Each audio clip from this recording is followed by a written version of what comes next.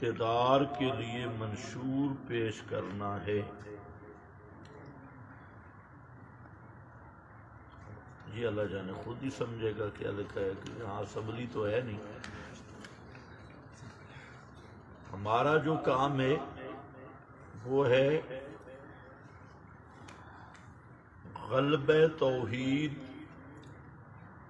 جو دعوت الانبیاء اور دعوت محمدیہ کا مقصد ہے۔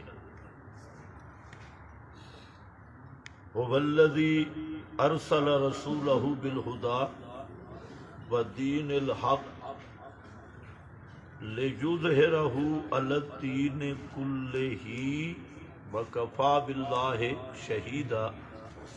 اللہ تعالیٰ نے رسول مکرم شفیع معظم صلی اللہ علیہ وسلم کی بعثت کا یہاں مقصد ذکر کیا ہے، اور اگر آپ اس میں غور کریں تو کیا ہے، لِیُظْہِرَہُ عَلَى الدِّینِ کُلِّهِ۔ اللہ نے اپنا رسول بھیجے اس لیے ہے کہ توحید غالب ہو جائے، شرک مغلوب ہو جائے، اللہ کا نظام نافذ ہو جائے، ابلیس اور طاغوت کا نظام باطل ہو جائے اور دفع ہو جائے۔ امام الانبیاء صلی اللہ علیہ وسلم کا مقاصد بعثت میں غلبہ توحید اور اقامت توحید ہے۔ یہ الگ بات ہے کہ آج مولوی طبقہ اس کام کو چھوڑ چکا ہے، اور علماء حضرات انہوں نے صرف یہ سمجھا ہے کہ بس مدارس میں بیٹھ کے پڑھنا پڑھانا اصل دین کی خدمت یہ ہے، حالانکہ جب تک توحید کا غلبہ اور اقامت توحید نہیں ہوگی اس وقت تک دین پر عمل ناممکن ہے۔ دین صرف نماز روزے کا نام نہیں ہے، دین ایک پورے سسٹم اور نظام اور قانون کا نام ہے جو کتاب و سنت میں موجود ہے، اور اصل ذمہ داری ہے اس کتاب و سنت کے بیان کردہ دین کا غلبہ اور نفاذ۔ باقی اس کا منشور کیا ہے، تو وہ منشور خود قرآن ہے۔ قرآن پاک قانون کی کتاب ہے، اور یہی قانون محمدی ہے، یہی نظام محمدی ہے، یہی دستور محمدی ہے، یہی منشور محمدی ہے، کوئی الگ چیز نہیں۔ اہل باطل طاغوت کے لیے خوب رد کیا ہے، جو ان فیس بک پر عدوم بغیر علم کے لیے تیار رہیں، تو یہ تو ہمیں پہلے ہی ٹریننگ ہے۔ تو کہتے ہیں کہ اب وہ صرف گالم گلوچ دیں گے، ان کے لیے تیار رہیں۔ تو دین کی خدمت کے لیے جو آدمی جذبہ رکھتا ہو تو پھر اس کو ہر طرح کے مقابلوں کے لیے تیار رہنا یہ ضروری ہوتا ہے۔ تو جب انبیاء کے خلاف بکواس کرنے والوں نے بکواس کی ہے تو ہم کیا چیزیں؟ تو جو بھی مسئلہ حق بیان کرے گا تو اہل باطل کیچڑ اچھالنے کی کوشش کریں گے۔ تو اس کے لیے ہم نے تیار کیا ہونا ہے، ہم شروع سے تیار ہیں۔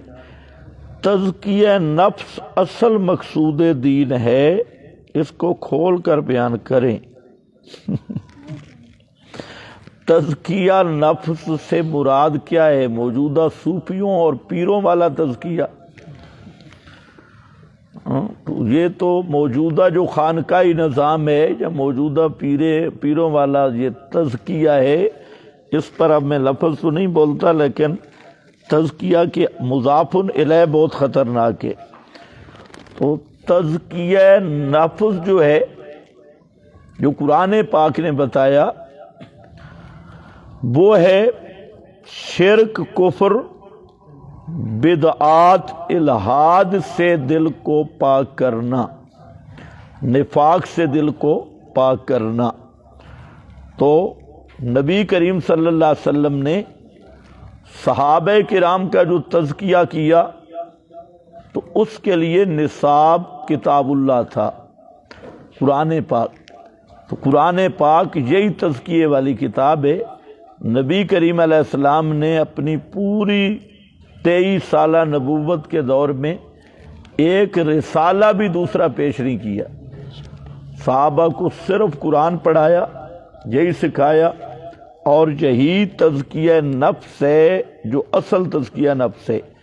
رہ گیا تزکیہ نفس پہ دکانداری یا موجودہ خانقاہی ڈرامہ بازی، تو وہاں تزکیہ نفس نہیں ہوتا، بلکہ وہاں پر جو ہوتا ہے تنجیہ نفس ہوتا ہے۔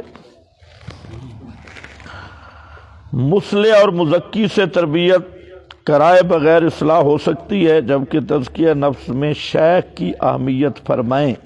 بھائی مرشد ہے کون؟ قرآن ہے، اور جو قرآن و سنت کا صحیح عالم ہے وہی آپ کا مرشد ہے۔ رہ گئے یہ ٹھگ باز، ڈرامے باز، بروپیے، یہ تو شیطان اور ابلیس کے نمائندے ہیں، یہ مرشد نہیں۔ مرشد وہی ہے جس کا عقیدہ قرآن والا اور عمل پیارے پیغمبر کی سنت کے مطابق ہو۔ بدعات تلبیسات والے وہ مرشد نہیں ہوتے، ان کو بے شک شیخ میں کہہ لو، لیکن مرشد کیا ہے؟ اللہ نے کیا فرمایا؟ فَاسْتَمْسِكْ بِالَّذِي أُوحِيَ إِلَيْكَ إِنَّكَ عَلَىٰ صِرَاطٍ مُسْتَقِيمٍ إِنَّهُ لَذِكْرٌ لَكَ وَلِقَوْمِكَ۔ اللہ نے فرمایا میرے پیغمبر یہ قرآن آپ کا بھی مرشد ہے، إِنَّهُ لَذِكْرٌ لَكَ۔ تو جب نبی کا مرشد قرآن ہے تو تم کس کو مرشد بناؤ گے؟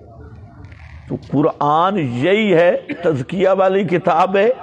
ہاں جو قرآن کا صحیح عالم ہو اور قرآن پاک بیان کرنے والا ہو تو اس کے ساتھ تعلق کی نسبت یہ ذریعہ بنتی ہے تزکیہ نفوس کا، مروجہ پیری مریدی نہیں۔ کیا بدعتی کی مغفرت ہوگی یا نہیں؟ جس بدعتی کی بدعت حد کفر پر پہنچی اور اسی پر مر گیا تو ہمیشہ جہنم میں رہے گا، اور اگر بدعت عملی صرف فسق تک ہے تو اس کا ضابطہ کہ اہل سنت کا یہ عقیدہ ہے کہ گناہ گار جو ہے وہ بالآخر جنت میں پہنچ جائے گا۔ تو جو بدعتی اعتقادی ہے، جس کی بدعت کفر اور شرک کی حد تک پہنچ چکی ہے، وہ ہمیشہ جہنم میں رہے گا اگر اس کی اسی پر موت آ گئی۔ علماء اور عام لوگ بدعت کو گناہ سمجھتے ہیں اور بدعت کو بدعت بھی جانتے ہیں، کیا ان کو بھی بدعتی سمجھا جائے گا؟ کچھ علماء اور عام لوگ بدعت کو گناہ سمجھتے ہیں، بدعت کو بدعت بھی جانتے ہیں، کیا ان کو بھی بدعتی سمجھا جائے گا؟ اگر وہ بدعت نہیں کرتے تو کیوں سمجھا جائے گا؟ یہ بھی سوال نہ سر نہ متھا۔ بات تو یہ ہے کہ جو جرم کرے گا، اگر کوئی آدمی بدعت نہیں کرتا، چاہے عالم ہے یا عوام ہے، تو اسے کیوں بدعتی سمجھا جائے گا؟ بدعتی تو تب سمجھا جائے گا جو بدعت کرے گا، جو بدعت کرتے ہی نہیں تو اسے بدعتی کیسے سمجھا جائے گا؟ رکا لکھنے سے پہلے ایک دفعہ پڑھ بھی لیا کرو اور سوچ بھی لیا کرو کہ سوال ہے یا جنجال ہے۔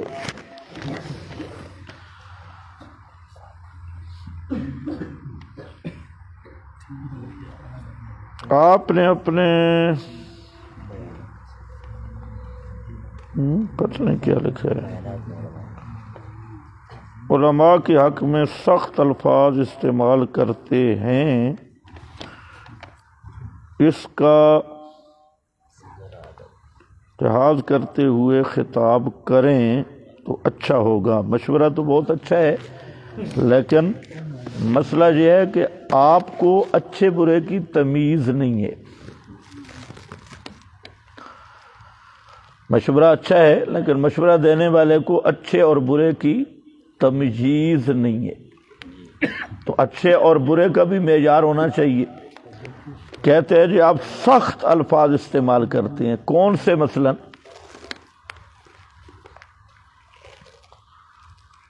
جو مشرک اور بدعتی مولوی ہے قرآن نے اسے کہا ہے مثلہ کمثل الکلب، وہ کتا ہے، یہ تو نرم لفظ ہے نا.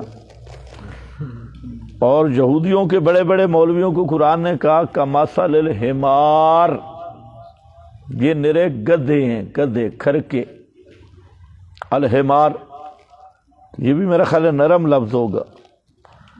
اور اسی طرح مشرک، ہر مشرک کو قرآن کہتا ہے انما المشرکون نجس، مشرک نرا گند ہے، نرا پلیت ہے. یہ لفظ بھی میرا خیال ہے نرم ہوگا یا سخت ہوگا. یہ اب یہ نرم سخت رکے والا یہ خود سن لے تو آپ تو پھر مشورہ یہ بھی دیں گے کہ یہ ایتیں بھی قرآن میں نازل نہیں ہونی چاہیے تھی، کیونکہ آپ کے اخلاق تھوڑے سے اوپر بڑھ گئے. اسی طرح قرآن میں قاتلوا ائمۃ الکفر، سب سے پہلے ائمۃ الکفر کو قتل کرو. اور پیغمبر کریم کو فرمایا یا ایھا النبی جاہد الکفار والمنافقین واغلظ علیہم. تو واغلظ علیہم کا کیا معنی ہے؟ نرمی کرو. واغلظ علیہم، ان پہ سختی کرو. اور تمہارے بارے میں کیا فرمایا؟ وَلْيَجِدُوا فِيكُمْ غِلْظَةً، کہ مشرک شور ڈالے، بدعتی شور ڈالے، یار بڑے متشدد ہیں، بڑے سخت ہیں. وَلْيَجِدُوا فِيكُمْ غِلْظَةً. تو مسئلہ یہ ہے کہ پہلے یہ سخت اور نرم کی وضاحت بھی کر دیں کہ سخت کیا چیز ہے، نرم کیا چیز ہے. باقی کہتے ہیں ادب کا لحاظ کرنا چاہیے، مشرک اور بدعتی کے لیے ادب.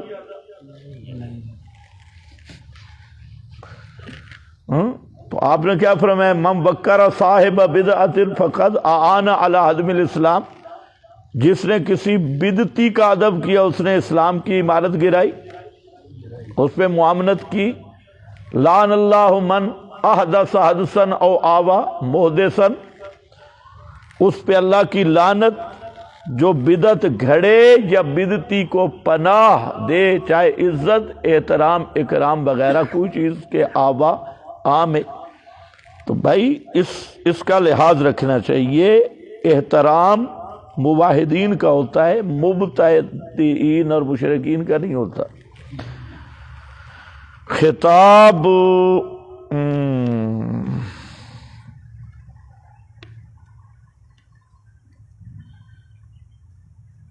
پتہ نہیں کیا ہے، لقب سے پکارتے. ہاں، ان کو القاب شگاب دینے چاہیے تھے، جیسے تبت یدا ابی لہب.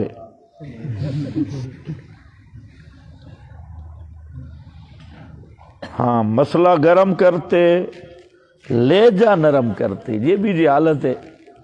پہلی بات یہ ہے کہ لہجہ جو ہے یہ آدمی کے اختیار میں نہیں ہوتا. جو زنانہ ہیں ان کا لہجہ اللہ نے نرم بنایا ہے، اور جو مرد ہیں ان کا لہجہ ذرا سخت ہے. اور پھر مردوں میں بھی فرق ہے، بعض مردوں کا لہجہ زنانیوں والا ہوتا ہے اور کئی مردوں کا لہجہ مردوں والا ہوتا ہے. تو لہجہ تو اللہ پیدا کرتے اور اللہ نے یہ فرق رکھا ہے لہجے میں. تو کہتے ہیں جی لہجہ تھوڑا نرم ہونا چاہیے. تو یہ تو اللہ کو آپ مشورہ دیں. تو پھر تو ہے کہ بھئی اس کا لہجہ نرم رکھنا تھا، اس کا لہجہ یہ بھی تاجر خطیبوں کی بنائی ہوئی ایک بات ہے. آپ ذرا حضرت شیخ القرآن کی تقریر سنیں، آپ کو پتہ چلے بھئی لہجہ نرم کتنا ہوتا ہے. دورے کی بھی کوئی تقریر سن لے. تو بات یہ نہیں ہوتی، بات یہ ہے کہ یہاں تین باتیں ہیں. یہ بات سمجھ لے جو ملا کو پتہ نہیں ہے. پہلی بات ہے کہ دعوت کے جو مخاطبین ہوں، قرآن پاک نے ذکر کیا ہے ادع الی سبیل ربک بالحکمہ والموعظۃ الحسنہ، اور آگے ہے جادلہم باللتی یہ تین طرح کے طبقات تھے. ایک طبقہ ہے عوام الناس کا، اور سادہ عوام الناس تو ان کے لیے الموعظہ ہے اور واعظ و نصیحت ہے. اور ایک ہے پڑھا لکھا طبقہ سمجھدار، تو ان کے لیے الحکمہ دلائل ہے. الحکمہ کا معنی دلائل اور براہین ہے. اور ایک طبقہ ہے ملا جی کا، ان کے لیے جادلہم باللتی ہے یا احسن، تو ان کے ساتھ جدال ہے، جادل، کیونکہ عوام الناس کی جو دعوت ہے اس میں آپ جتنے مؤثر انداز میں دلائل کے ساتھ اور ترغیب و ترہیب کے ساتھ دعوت دیں گے تو عوام خالی و ذہن ہوتے ہیں، ضدی نہیں ہوتے. لیکن جو ملا ہیں، اور ملا بھی اہل بدعت کے اور اہل شرک کے، تو وہاں ان کے ساتھ مجادلہ، جادلہم، وہاں ہے ہی سختی. جب جھگڑا ہوگا تو نرمی ہوگی نا، لیکن وہاں ذکر کیا کہ احسن دلائل کے ساتھ اور مسئلہ سمجھانے کے انداز میں. البتہ الا الذین ظلموا کو تھوڑا سا مستثنا کیا کہ جو ان کے ظالموا ہیں، ظالم، ضدی، خواہ کے جھگڑالو، تو پھر ان کے ساتھ ذرا گرم کر کے ہاتھ رکھو. تو مخاطب کا فرق ہوتا ہے. عوام الناس سے خطاب کا انداز اور ہے، اور علماء سے خطاب کا انداز اور ہے، درمیانے طبقے کے لیے اور ہے، پڑھے لکھوں کے لیے اور. تو یہ انداز کا فرق ہوتا ہے. باقی یہ لہجہ تو یہ خدا داد ہوتا ہے، یہ بندے کے کنٹرول میں نہیں ہوتا.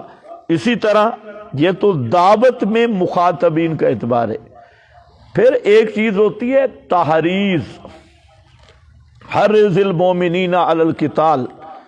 تو اب یہ کیا ہوگا کہ جب کافروں کے ساتھ میدان ہوگا تو ان کو خوشبو والی شیشی دیں گے یا مسواک پکڑوائیں گے؟ وہ حرض المومنین علی القتال، اور قرآن نے خود وہ تحریض ذکر کی ہے. اور اس میں جب تک غلظہ اور سختی نہیں ہوگی تو تم اس میدان میں کبھی کامیاب نہیں. جہاں تو فضرب الرقاب، اسی پر ہے فضرب الرقاب. تو تحریض کا مقام اور ہے، دعوت کا مقام اور ہے.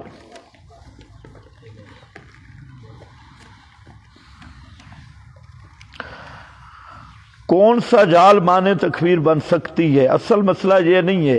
مسئلہ یہ ہے کہ مسائل دو قسم پہ ہیں. ایک وہ ہیں جو ضروریات دین ہیں. ضروریات دین کا مطلب کہ ہیں بھی وہ قطعی، اور ان کا دین سے ہونا مجتہد اور غیر مجتہد جو دیندار لوگ ہیں ان پر آشکار ہے، واضح ہے. تو یہاں جو ضروریات دین کے مسائل ہیں ان میں کوئی جال حضر نہیں ہے، اور ان میں انکار بھی کفر ہے، تعویل بھی کفر ہے. دوسرے کچھ مسائل ہیں وہ قطعی تو ہیں لیکن ضروریات کی حد تک واضح نہیں ہیں. ان کو آپ بے شک تعبیر کر سکتے ہیں نظریات. تو جو نظری مسئلہ ہے ضروریات دین سے نہیں ہے بھی قطعی، تو وہاں پر حکم تکفیر لگے گا اتمام حجت کے بعد. جب تک اتمام حجت نہیں تو حکم تکفیر نہیں ہوگا. یہ اصل تھوڑا سا فرق ہے. ابو جہل نے کس نے مردار کیا؟ حضرت عبداللہ ابن مسعود، عبد الرحمن ابن عوف. کیوں آپ نے انعام دینا ہے؟ فضول سوال یا کیس کر رہے ہیں. دجال کے بارے میں کیا نظریہ ہے؟ تو نظریہ تو آپ نے خود لکھ دیا. ایک علم صاحب کہہ رہے تھے کہ دجال نہیں آئے گا. اس نے سمجھا کہ میں آ گیا ہوں تو دجال کے آنے کی اب ضرورت نہیں رہی۔ اصل مسئلہ یہ ہے کہ دجال جو ہے، دجال کا ثبوت یہ احادیث متواترہ سے ہے، اس پر متواتر احادیث موجود ہیں اور اشارات قرآنی بھی موجود ہیں۔ قرآنی اشارات پر متواتر حدیث ہے، اور اس حدیث کو تقریباً متعدد صحابہ تابعین سے ہے اور امت کا اس پر اجماع ہے۔ تو دجال آئے گا، اس کے بعد اوصاف بھی ہیں، یہودیوں میں سے ہوگا۔ البتہ دجال کا جو عجیب بات یہ ہے کہ آپ نے جو دجال کے نظام کی بات کی، وہ نظام تو سب مان رہے ہیں، یہ جو موجودہ دجالی نظام ہے، تو یہ جو دجال کے ماحول کو مانتے ہیں دجال کو نہیں مانتے، کہتے ہیں دجال نہیں آئے گا۔ تو جو دجال کے آنے کا قائل نہیں، اس کا خیال یہی ہے کہ میں کافی ہوں، میرے ہوتے ہوئے دجال کی ضرورت نہیں ہے، یا خود ہو سکتا ہے وہ دجال ہونے کا دعویٰ کر دے کہ دجال میں ہی ہوں، جس طرح بہت سارے آدمیوں نے مہدی ہونے کا دعویٰ کیا یا مسیح موعود ہونے کا۔ تو ممکن ہے اس عالم صاحب کو کہو کہ تو دعویٰ کر دے کہ دجال میں ہوں، یا دجال کوئی نہیں۔ قادیانی نے کم از کم اتنا تو کیا، اس نے کہا مسیح میں ہوں، مسیح موعود، اور کوئی مسیح موعود نہیں۔ تو اب اس عالم کو بھی مشورہ دو کہ تو بھی اعلان کر کہ دجال میں ہوں اور کوئی دجال نہیں ہے۔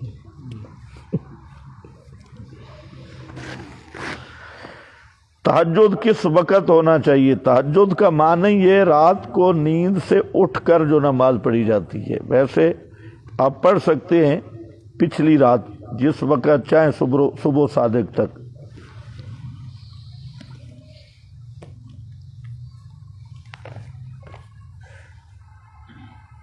پتہ نہیں پرچی صاف نہیں لکھی۔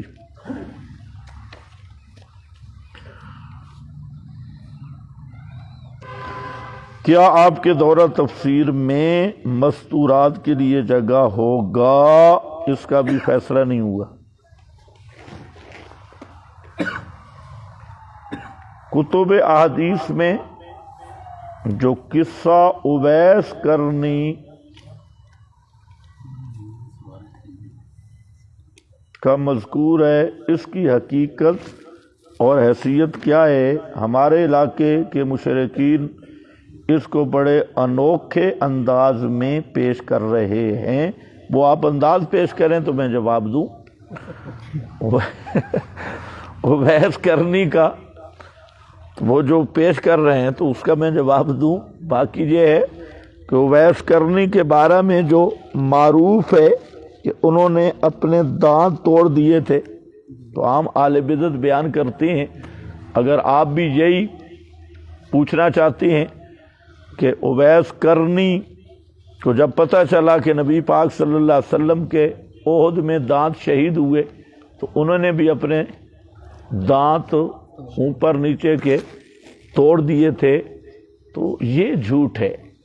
اور جو مولوی بیان کرے اس مولوی کے بھی اوپر نیچے کے دو دو دانت آپ توڑ دیں تاکہ اویس کرنی کی سنت زندہ ہو جائے۔ تو یہ نری جہالت بھی ہے، جھوٹ بھی ہے۔ اگر اس طرح کوئی سنت ہوتی نا، اویس کرنی اتنے ان پڑھ نہیں تھے کہ آپ صلی اللہ علیہ وسلم کو جو وہ تو جہاد میں زخم آئے تھے، تو اپنے دانت توڑنا تو حرام ہے۔ تو آپ صلی اللہ علیہ وسلم کو تو احد کے جہاد میں یہ زخم آئے تھے نا، اللہ کی راہ میں۔ ایک آدمی اپنے دانت توڑتا ہے تو یہ تو حرام ہے، فعل حرام ہے، نری جہالت ہے، اور سند بھی اس کی کوئی نہیں ہے۔ یہ گپ ہے کہ انہوں نے اپنے دانت توڑ دیے تھے، یہ اویس کرنی پر بہتان ہے جو مولوی حضرات لگاتے ہیں، ایسا کوئی مسئلہ نہیں۔ اور کوئی جو مشہور ہے آپ بتائیں گے تو۔ جمہوریت کیسے؟ حضرت نبی علیہ السلام نے جبہ دے کر بھیجا تھا ان کو، حضرت علی اور حضرت عمر رضی اللہ عنہ۔ حضرت علی اور ان کی ملاقات کا کہیں بھی ثابت نہیں۔ جی جمہوریت سے بھی کیسے کفر ہے اور اس کی تعریف کیا ہے، یہ لکھا ہوا ہے۔ اس کے لیے آپ دورہ تفسیر میں شرکت کریں، بہت لمبا سوال ہے۔ جمہوریت کیسے کفر ہے اس کی تعریف کیا ہے؟ اس جمہوریت، اس پر کیا حکم ہے؟ اگر جمہوریت میں اسلامی نظام آ جائے تو کیا پھر جمہوریت ٹھیک ہو جائے گا؟ یہ ہے سوال۔ بہت اچھے، یعنی سوال لکھنے سے پہلے کبھی سوچا نہیں ہے۔ ابھی اگر اسی سائل سے اگر پوچھے کہ اگر ابھی آپ کے کان لمبے ہو جائیں تو آپ کا حکم کیا ہوگا؟ ایسے بفرض محال تو بھائی دیکھیں، جو موجودہ جمہوریت ہے یہ برطانیہ کی ایجاد ہے، اور مغرب نے اس جمہوریت کو ایجاد اس لیے کیا کہ مسلمانوں کے ہاں کبھی اسلام کا نظام غالب ہو ہی نہ سکے، اور اس کا نتیجہ یہی ہے کہ آپ دیکھ رہے ہیں جو مولوی حضرات کہتے ہیں کہ ہم ووٹوں کے ذریعے اسلام لا رہے ہیں، وہ الحمدللہ ہر 5 سالوں کے بعد 2 سیٹیں مزید ہار جاتی ہیں، اور اگر اسی رفتار سے چلتے رہے تو میرا خیال ہے حضرت عیسیٰ کا نزول پہلے ہو جائے گا اور یہ 8-10 سیٹوں تک پہنچیں گے، ریورس سے آگے تک۔ تو یہ صرف لوگوں کو ڈرامہ بنایا ہوا ہے، ووٹوں کے ذریعے اسلام کبھی نہیں آتا۔ آپ خود یہ سوچ لیں کہ اگر مکہ میں ابو جہل ووٹ کرا دیتا الیکشن، پیغمبر کے ساتھ کہتا بھئی الیکشن کر لیں انتخاب، وزیر اعظم تو ابو جہل بن جاتا، کیونکہ اکثریت تو مشرکین کی ہے۔ اگر فرعون الیکشن کرا لیتا، لوگ تو اکٹھے کیے تھے الیکشن پر، تو الیکشن انتخاب ہوتے، تو اللہ نے اتنے نبی بھیجے، کسی نبی کو الیکشن کے لیے بھی بھیجے؟ کوئی پیغمبر آیا ہو، قوم کو اعلان کیا ہو میری قوم الیکشن کر لو، انتخاب کر لو، ووٹ ثواب ہے؟ یہ تو صرف مولانا فضل الرحمان صاحب کو مبعوث پتہ نہیں کس کی طرف سے فرمایا گیا نا الیکشن کے لیے۔ اللہ نے تو کوئی نبی الیکشن کے لیے مبعوث نہیں کیا، جتنے نبی آئے وہ اقامت توحید کے لیے، ان اقیم الدین ولا تتفرقوا فیہ، ہر پیغمبر اقامت دین کے لیے آیا۔ تو الیکشن کے ذریعے اور موجودہ نظام کے ذریعے یہ ایک دھوکہ ہے کہ اسلام آ جائے گا، کبھی بھی نہیں آئے گا۔ ہاں، جہاں اس نواز شریف آئے گا یا عمران خان، اگر دونوں نہیں تو پھر بلاول آ جائے گا۔ ان 3 میں سے کسی کا نام آپ اسلام رکھ لیں، چاہے عمران کا یا نواز کا یا بلاول کا، تو یہ کوئی نظام نہیں۔ باقی رہ گیا کہ جمہوریت، ڈیموکریسی، اس کا معنی ہے عوام کی حاکمیت، عوامی حاکمیت، اور محمدی دین کہتا ہے کہ حاکم اللہ کی حاکمیت ہے، حاکم صرف اللہ ہے، حاکمیت اعلیٰ اللہ۔ اچھا ویسے تھوڑا سا عقل بھی ہو نا کہ جہاں پر جمہوریت میں علامہ اقبال نے بھی یہی بات کی کہ جہاں وزن نہیں ہوتا گنتی ہوتی ہے، تو اس کی عام سادہ سی مثال ہے کہ وزن تو جہاں ہے نہیں، نگ گننے، کان گنو، کھوتے کا کان اور جج کا کان برابر ہیں کان گننے میں، اس کے بھی 2 ہیں، اس کے بھی 2 ہیں۔ تو ووٹ کی یہی حیثیت ہے، اس میں یہ تو وزن نہیں ہے نا کہ پڑھا لکھا کون ہے، ان پڑھ کون ہے، اہل کون ہے، غیر اہل کون ہے۔ تو جہاں پر تو صرف کان گنے جاتے ہیں کہ بندے زیادہ کس طرف ہیں، یہ نہیں کہ کیسے، وہ کوئی پتہ نہیں۔ تو یہ عقل کے بھی خلاف ہے اور شریعت کے تو ویسے مقابل ہے۔ باقی اس کے لیے آپ پورا دورہ پڑھیں۔